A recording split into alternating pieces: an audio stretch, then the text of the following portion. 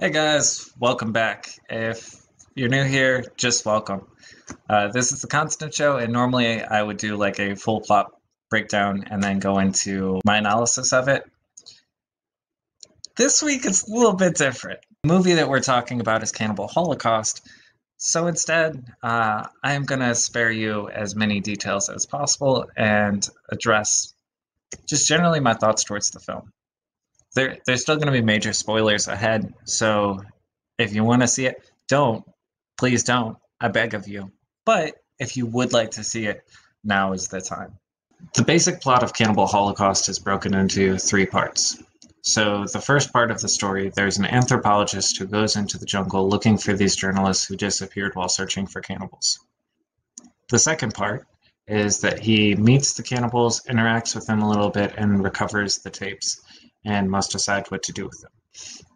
Third, we learn the story of the missing journalists, and it turns out that they initiated a lot of the violence that we see later on. Good? Cool.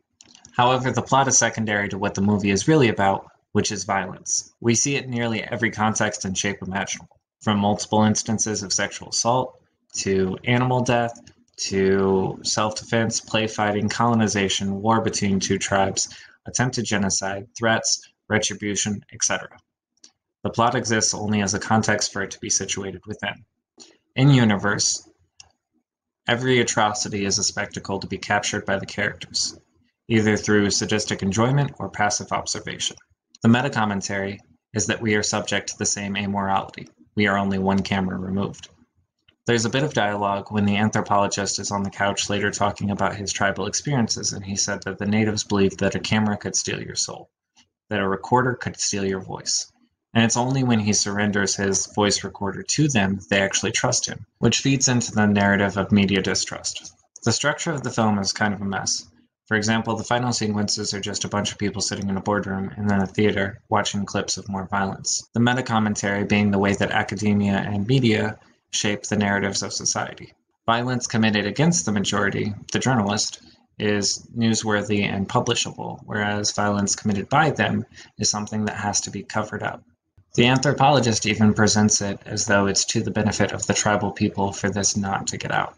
He's afraid that them lashing out against the journalists will be seen as typical behavior for them, right? But it ignores the fact that, like, the journalists have committed all the crimes up until this point. The special effects were on point when they did rely on them, but the build-up to them is lacking suspense because it's painfully apparent very early on that this movie is trigger-happy when it comes to Chekhov's guns.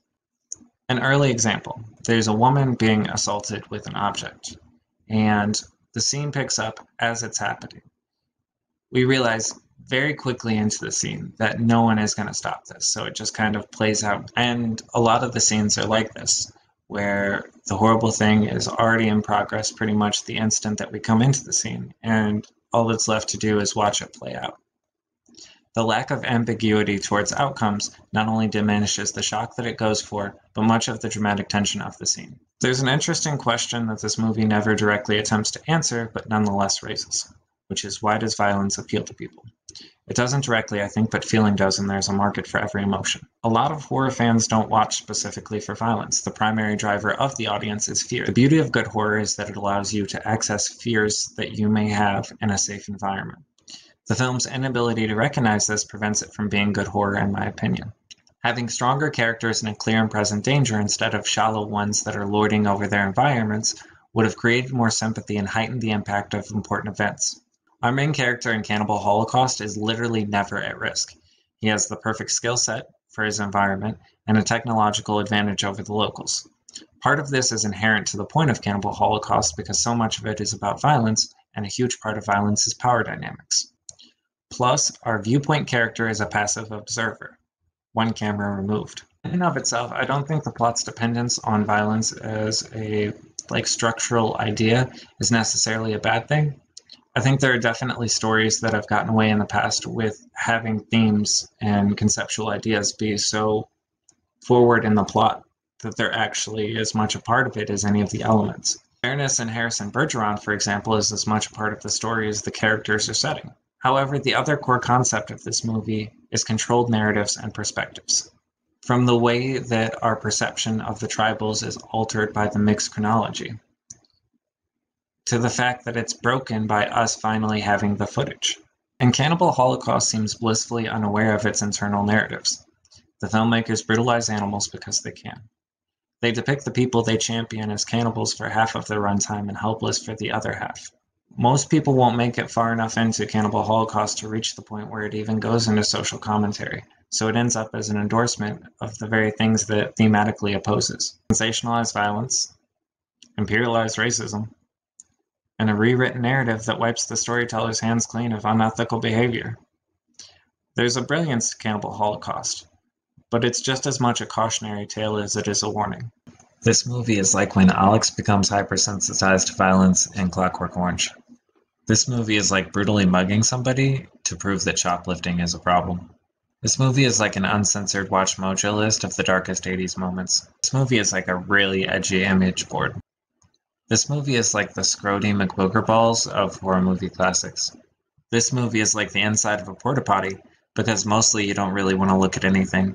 This movie is like a number 2 pencil fresh out of the pack, because it almost made a point. This movie is like becoming obsessed with true crime, thinking that your mailman is into animal abuse because you caught him watching the movie Lion King, and then kicking in his front door, inadvertently killing his cat, and now you're a true crime story yourself. To kind of address the last major theme that the movie Cannibal Holocaust raises, the main character in the final part wonders who the real cannibals are. In the first scene with the sexual assault, one of the characters notes that if he doesn't go through with the act, that his tribe will kill him, which suggests this is a part of their culture even before they get involved with the journalists. I can only recall one scene in the movie where a female character is aggressed upon that does not involve her femininity. So it's like civilized versus uncivilized, right? Society versus no society.